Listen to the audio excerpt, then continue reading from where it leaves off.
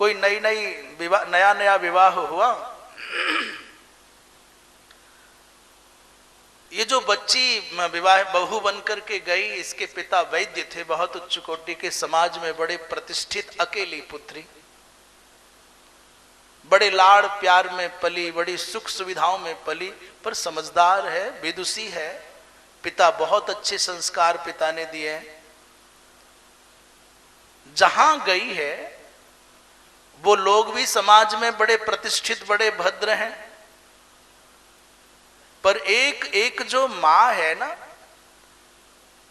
वो भूमिका बदलने पर उसकी वृत्तियां बदल जाती हैं। वो जब अपनी बच्ची को सामने देखती है तो वो कुछ और समझती है, कुछ और बोलती है, कुछ और करती है, कुछ और हो जाती है। जब वो बहू को सामने देखती है तो किसी और भूमिका में पहुंच जाती है वो अकेली। सास की भूमिका में आते ही उसके शब्द बदल जाते हैं, स्वर बदल जाते हैं, स्वभाव बदल जाता है, सोचने का, देखने का ढंग बदल जाता है। पर जब वो मां की भूमिका में होती है तो उसकी वृत्तियों में कुछ और परिवर्तन आ जाता है, और प्रायः सबके साथ ही ऐसा है। तो सास और थोड़ी सी तेज तर्रार जैसी समझी जाती है बेचारी। वैसे आजकल की सासों की तो मुश्किल है। वे आजकल जो सास की भूमिका में है ना माताएं, उनको दोहरी चोट पड़ी है। जब वो बहू थी तो सास की डांट खाई, और अब बहुओं के अनुशासन में रहना पड़े। आंख दिखा दे बहू थोड़ी देर में, सीधे रहे, नहीं तो ये कर दूं और वो कर दूं। आजकल की जो पीढ़ी है बड़ी कठिनाई में। तो जो माता माने सास की भूमिका में थी, वो ऐसा मत कर, ऐसा कर, ये नहीं करना चाहिए, ऐसा नहीं बोलना चाहिए, ऐसा मत करो, तुमको कुछ सिखाया नहीं, ऐसा कुछ कुछ बोल देती थी। परम स्वतंत्र, परम स्वाधीन, सब कुछ सुख भोगा था बच्ची ने।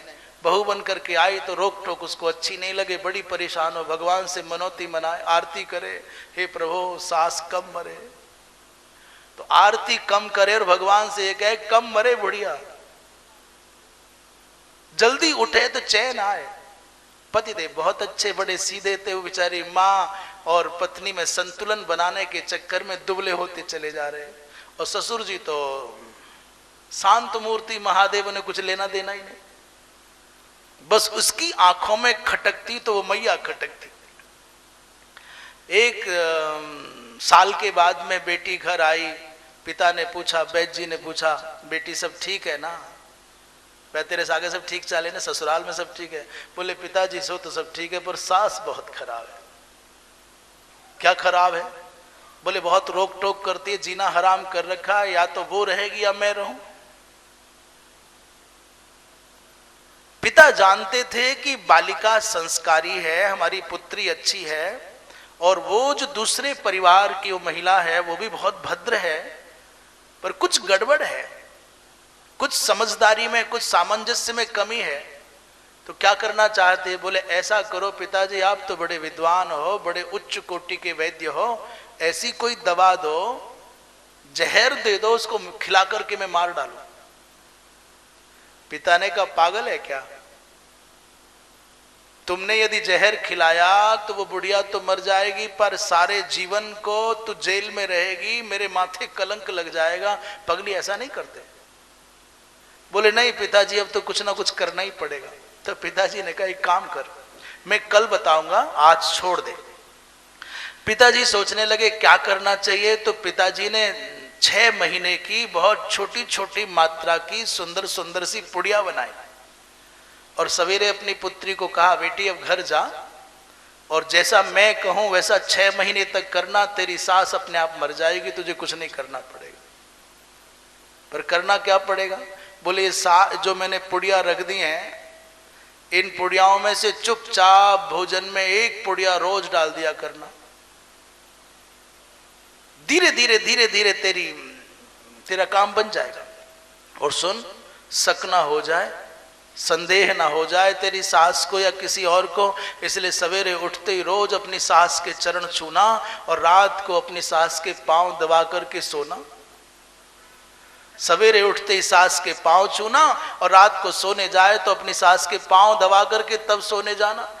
और बढ़िया से बढ़िया जो तेरी सास को पसंद आता हो वो बढ़िया, कभी रबड़ी बनाना, कभी रसगुल्ला बनाना, ऐसे खीर खिलाना और उसमें पुड़िया डाल देना चुपचाप, सब्जी अब्जी में किसी में। बेचारी मन पर पत्थर रख करके उसके पांव छूने मुझे, पर मारना है तो चलो ये नाटक भी करेंगे। और सुन बेटा, कभी कितना भी कड़वा बोले तेरी सास, कभी लौट करके उत्तर मत देना। शंका हो गई ना तो उसके मरने के बाद में पुलिस तुझको ही पकड़ेगी। इसलिए बेचारी बड़ी सीधी हो गई। आई तो जाते ही सबसे पहले सास को जो साड़ी पसंद थी वो साड़ी पहुंचाई, जो सामान पसंद था वो पहुंचाया, पांव छुए। सास कह रही है उल्टी गंगा कैसे बह रही है।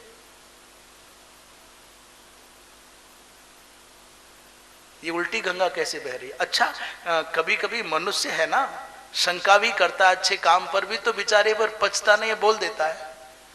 तो उसने कह दिया क्या बात है, क्या पाठ पढ़ के आई है, क्या जादू टोना कर रही है। पर पिता ने कहा था बेटा कितना भी उल्टा बोले आपको उल्टा उत्तर नहीं देना है। रोज पांव छूने लग गई, रात को पांव दबाने लग गई, कभी कभी सर में तेल की मालिश भी कर दे, और लौट करके उल्टा उत्तर नहीं देती। जो सास कहे वो करे, रोज एक पुड़िया डाल दे। बहू मगन है, अब तो 3 महीने हो गए बेटी, 3 महीने का झंझट और है, अब तो जाने वाली है, मन ही मन में सोच रही है। और जैसे जैसे पुड़िया बढ़ती जाए वैसे वैसे सास सुधरती जाए, आनंद आता जाए, और अधिक खाती जाए। बहू सोचती खा ले बेटी थोड़े दिन और, तब बताएंगे, 6 महीने पूरे हो जाने दो। 3 महीने में तो घर का वातावरण बदल गया। सास आश्चर्यचकित हो जाए, बाहर जाए तो कहे रे भगवान ऐसी बहू सारी दुनिया को दे, मेरी बहू के जैसी तो दुनिया में कोई बहू होगी नहीं, इतनी पढ़ी लिखी, इतनी सेवा करती है। और जरा सा बहू को छींक आ जाए तो सास बच्ची के जैसी उसकी सेवा में लग जाए। अब धीरे धीरे 5 महीने हो गए। अब दोनों में इतना तारतम्य बना, इतना दोनों में आपस में सामंजस्य बना कि सास को बहू के बिना चैन ना आए और बहू को सास के बिना चैन ना आए। 5वां महीना पूरे होते होते बहू का दिल धड़कने लग गया, मैंने तो ब्रह्म हत्या का पाप अपने सर पर ले लिया, इसका जीवन तो 1 महीना शेष बचा है, ये मर जाएगी, मुझको दूसरी माँ मिली है, फिर कौन संभालेगा मुझको, कौन मेरी देखभाल करेगा, कौन रखाएगा। कितना सुख है इसके होने से। एक दिन अर्जेंट बहुत आवश्यक फोन करके पिता को कहा पिताजी मैं मिलना चाहती हूँ। पिताजी ने कहा आजा बेटा क्या बात है, घर में सब ठीक? बोले सब ठीक है। गई दौड़ी दौड़ी पिताजी से कहा पिताजी सब कुछ ठीक है, पर अब ये बताओ कि मेरे से जो पाप हो गया उसका प्रायश्चित क्या है, मैं क्या करूं, मेरी सास नहीं मरनी चाहिए। पिताजी ने कहा रे तू पहले आई थी तो कहती उसको मरना ही चाहिए, वो रहेगी तो मैं नहीं रहूं और मैं रहूं तो वो ना रहे। बोले पिताजी जो था सो था, पर आपको नहीं पता, जब से आपने वो दवा दी है भगवान जाने क्या, मेरी माँ मेरी सास बहुत खाती है, बड़ी प्रसन्न रहती है, बड़ी सेवा करती है, बड़ा ध्यान, मेरे खुद ही सर में तेल लगा दे, मैं बीमार हो जाऊं तो मेरे कपड़े धो देती है, अब पहले वाली नहीं रही हो। कुछ ऐसा करो पिताजी कि जहर का असर खत्म हो जाए, मेरी सास मरे नहीं। पिताजी ने कहा पक्का? बोले हाँ पक्का। बोले जा बेटी तेरी सास नहीं मरेगी, पर बोले आपने जो जहर की पुड़िया दी थी वो तो पूरी होने वाली हैं। बोले कौन कहता जहर की पुड़िया, मैंने तो लवड़भास कर दिया था।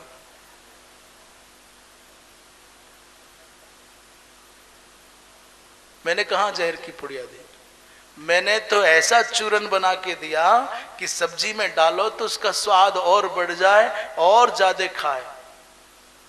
तात्पर्य क्या है, मनुष्य अपनी समस्याओं का समाधान खोजना चाहता है बाहर, वो कुछ कर देंगे तो बात बन जाएगी। ये पुड़िया तो केवल बहाना है। वो समझदार पिता को अपनी बच्ची का घर बचाना था, इसलिए अपनी पुत्री को अपनी संस्कृति का ज्ञान कराया, अपने दायित्व का ज्ञान कराया। और असली बात ये नहीं है कि पुड़ियाओं से कौन मरेगा और कौन जिएगा। आप अपने जीने के ढंग में बदलाव ले आएंगे तो आपके घर के वातावरण में अपने आप परिवर्तन हो जाएगा। एक माँ जो हृदय अपनी पुत्री के लिए रखती है वही हृदय अपनी बहू के लिए रखने लग जाए तो ये भारतवर्ष के सारे घर स्वर्ग हो जाए। एक बहू जो भाव अपनी माँ के लिए रखती है वही भाव अपनी सास के लिए रखने लग जाए तो सारे घर धरती पर ही वैकुंठ के रूप में परिवर्तित हो जाए, कुछ नया करना नहीं पड़े। पर हमने तो मन में ठान रखा है कि सास का मतलब शत्रु होना है, प्रतिद्वंदी होना है, बहू का मतलब पराया होना है और पुत्री का मतलब अपना होना है, माँ का मतलब अपना होना है।